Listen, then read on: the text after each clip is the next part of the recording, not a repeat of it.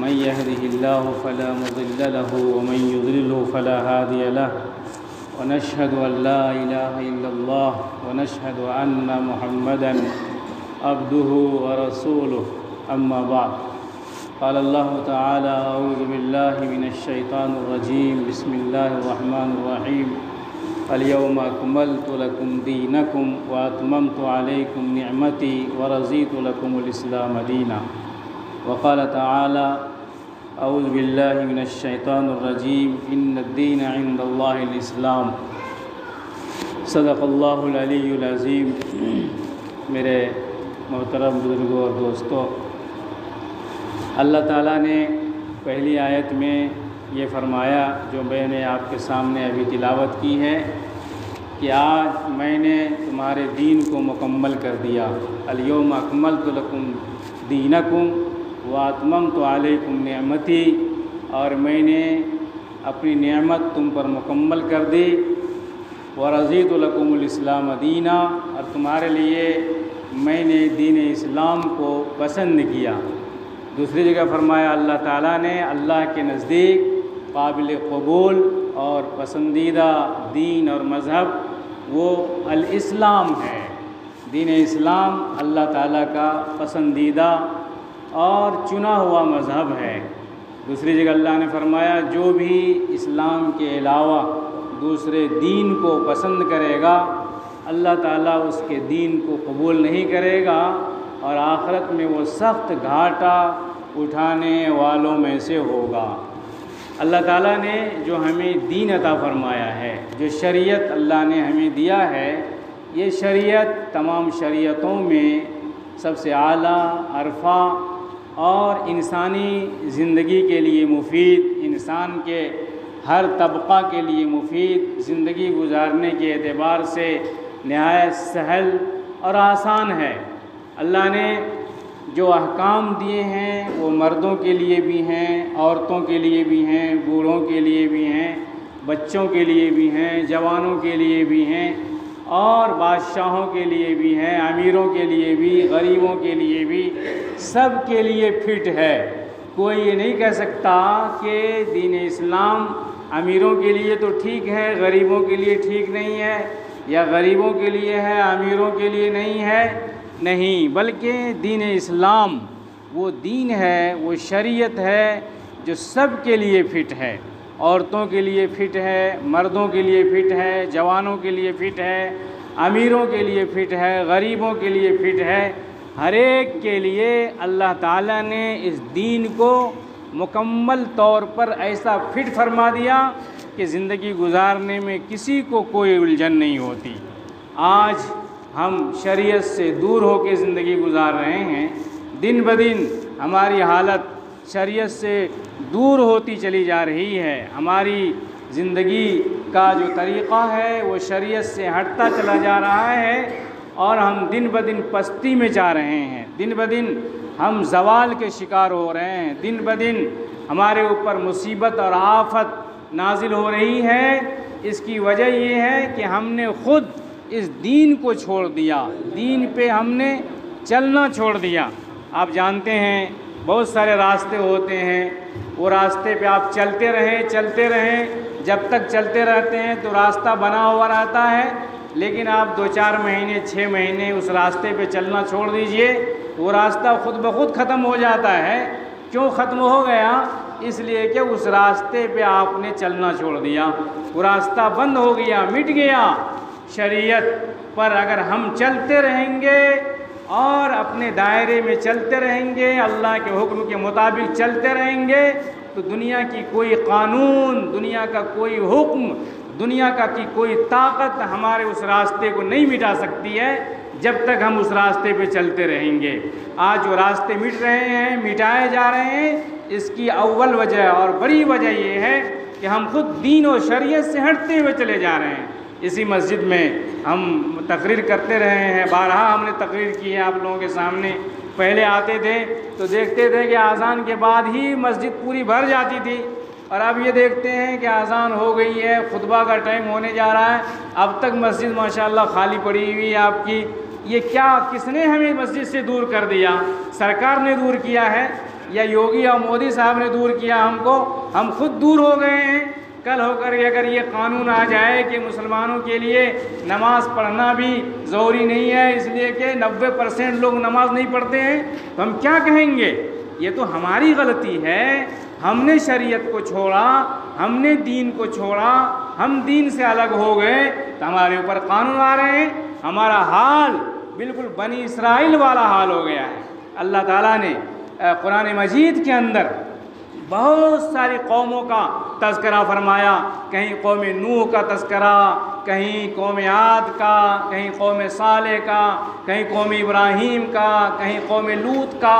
ان کے واقعات کو قرآن میں حضور اکرم صلی اللہ علیہ وسلم پر نازل کرتے ہوئے قرآن میں وہ واقعات اس لیے بیان کیے گئے ہیں کہ پچھلی قوموں پر جو عذاب آیا ہے تم ان عذاب کو دیکھو کہ کس وجہ سے وہ عذاب آیا تھا، کیوں آیا تھا، تاکہ تم ان بیماریوں سے، ان گناہوں سے، ان برائیوں سے اپنے آپ کو بچا سکو۔ خاص طور سے موسیٰ علیہ السلام کی قوم کا قصہ، بنی اسرائیل کا قصہ قرآن مجید میں 30 جگہ سے بھی زیادہ آیا، 35 مرتبہ، اس سے بھی زیادہ، 35 صورتوں سے زیادہ صورتوں میں اللہ تعالیٰ نے بنی اسرائیل کا قصہ بیان کیا ہے۔ اس لیے بیان کیا ہے کہ یا اللہ، حضور صلی اللہ کو معلوم تھا یہ قوم کل چل کر کے بنی اسرائیل کا رویہ اختیار کرنے والی ہے، تاکہ اس کو آگاہ کیا جائے اور اس کو سمجھایا جائے، ابھی سے بتا دیا جائے اگر تم بنی اسرائیل کا طریقہ اختیار کرو گے تو تمہارے اوپر اسی طرح سے عذاب پے در پہ نازل ہوگا جیسے بنی اسرائیل پہ آیا تھا۔ بنی اسرائیل ایسی بدمعاش قوم تھی کہ نبی کی بات کو مان لیتی تھی، ٹھیک آپ صحیح کہہ رہے ہیں، اس کے بعد 1 ہفتہ 10 دن کے بعد پھر اس کو انکار کرنے لگتی تھی۔ اللہ تعالیٰ نے اس کے اوپر طرح طرح کے عذاب کو نازل کیا۔ کبھی اللہ میاں نے اس کے اوپر یہ عذاب نازل کیا کہ چھوٹی چھوٹی مخلوق کے ذریعہ اللہ نے اس قوم کے اوپر عذاب کو بھیجا تاکہ اس کو اپنی حقیقت سمجھ میں آ جائے۔ کبھی اللہ تعالیٰ نے کھٹمل کو بھیجا، کھٹمل جانتے ہیں نا آپ لوگ، کھٹمل جس کو جو کہتے ہیں، جس کو عربی میں قمل کہتے ہیں، کھٹمل کو بھیجا اللہ نے، اور اسی کو گھن بھی کہتے ہیں، گھن۔ ایسا گھن کا عذاب اللہ نے اس کے اوپر مسلط کیا کہ وہ گھن اس کے گھروں میں لگ گیا اور کھڑکیوں میں لگ گیا اور دروازوں میں لگ گیا، اور کھا کر کے اس گھن نے دروازے کو برابر کر دیا۔ گیہوں میں لگ گیا، چاول میں لگ گیا، جو میں لگ گیا، جو گھر میں دانہ اور اناج تھا اس میں وہ گھن لگا۔ 50 کلو گیہوں اگر پساتے تھے تو مشکل سے 2 کلو آٹا نکلتا تھا۔ یہ گھن لگا اس کے، ایک طرف گھن لگا دروازوں میں اور کھڑکیوں میں، گھروں کو برباد کیا، چوکھٹوں کو برباد کیا، غلوں کو برباد کیا، ایسا برباد کیا کہ یہ قوم پریشان ہو گئی۔ موسیٰ علیہ السلام کے پاس آئی اور کہنے لگی، اے موسیٰ، اے نبی کے، اے اللہ کے نبی، میرے لیے دعا کر دیجئے، مجھ سے غلطی ہو گئی، اللہ مجھے معاف فرما دے۔ اللہ تعالیٰ نے معاف کر دیا، پھر عذاب کو ہٹا دیا۔ 2 ہفتے نہیں گزرے تھے کہ پھر بدمعاشی شروع ہو گئی، پھر وہی حرکتیں، پھر وہی کام، پھر وہی عمل، پھر وہی کام شروع کر دیا اس قوم نے۔ اللہ تعالیٰ نے دوسرے نمبر پہ مینڈک کو بھیجا۔ مینڈک جانتے ہیں نا، قرآن میں تذکرہ آیا مینڈک کا، مینڈک کو بھیجا۔ یہ مینڈک ایسا مسلط ہوا اس قوم کے اوپر کہ جب وہ کھانے کے لیے بیٹھتے تھے تو کوئی نہ کوئی مینڈک اچھل کے پلیٹ میں پہنچ جاتا تھا، پانی پینے کے لیے جاتے تھے کوئی نہ کوئی مینڈک اچھل کر کے گلاس میں آ جاتا تھا، سونے کے لیے جاتے تھے تو مینڈک کی ایک بھیڑ دونوں طرف جمع ہو جاتی تھی اور پیٹ کے اوپر وہ مینڈک پہنچ جاتی تھی۔ مینڈک پہ مینڈک، مینڈک پہ مینڈک، ادھر کروٹ لیتے ہیں تو مینڈک پر، ادھر کروٹ لیتے ہیں تو مینڈک پہ۔ زندگی تباہ ہو گئی، اجیرن ہو گئی، پریشان ہو گئی یہ قوم، رونے لگی۔ پھر موسیٰ علیہ السلام کے پاس آئے اور کہا کہ حضرت دعا کر دیجیے اللہ سے، میں معافی مانگتا ہوں۔ اللہ سے دعا کی گئی۔ پھر 2 ہفتے نہیں ہوئے تھے کہ پھر وہی حرکت شروع۔ پھر اس کے بعد خون کا عذاب آیا۔ آپ جانتے ہیں قرآن میں تفصیل کے ساتھ بیان کیا گیا ہے، جس کو بیان کرنے کا موقع نہیں ہے۔ پھر عذاب، دعا ہوئی، پھر وہ عذاب ٹلا، پھر دعا ہوئی، پھر عذاب ٹلا، پھر عذاب آیا۔ آخر میں جب یہ قوم نہیں سنبھلی تو مکمل طور پر حضرت موسیٰ علیہ السلام کے پیچھے اس قوم کو لگایا کہ موسیٰ بھاگ رہے ہیں، ان کو پکڑو، تو ساری قوم ان کو پکڑنے کے لیے نکلی، اور اس کے بعد حضرت موسیٰ علیہ السلام دریا میں گئے، اللہ نے دریا میں راستہ دے دیا، اس پار نکل گئے، اور پوری قوم فرعون کے ساتھ سمندر کے اندر، اس دریا کے اندر غرق ہو گئی، اللہ نے پانی کو ملا دیا۔ میرے بھائیو اور دوستو، جس قوم کے اندر یہ حرکت پیدا ہو جاتی ہے، کہنے کے باوجود نہ ماننا، عمل نہ ہونا، اللہ سے دور ہونا، مسجد سے دور ہونا، شریعت سے دور ہونا، قرآن سے دور ہونا، جب تک پایا جاتا رہے گا تب تک اس قوم پہ عذاب آتا رہے گا۔ اللہ نے قرآن مجید کے اندر بنی اسرائیل کا واقعہ بتا کر کے، بیان کر کے یہ بتا دیا، اے قوم محمد صلی اللہ علیہ وسلم، تم باز آ جاؤ، رک جاؤ، بنی اسرائیل کی طرح مت بنو، موسیٰ علیہ السلام کی قوم کا راستہ اختیار مت کرو، ورنہ تمہارے اوپر بھی طرح طرح کے عذاب مسلط ہوتے رہیں گے۔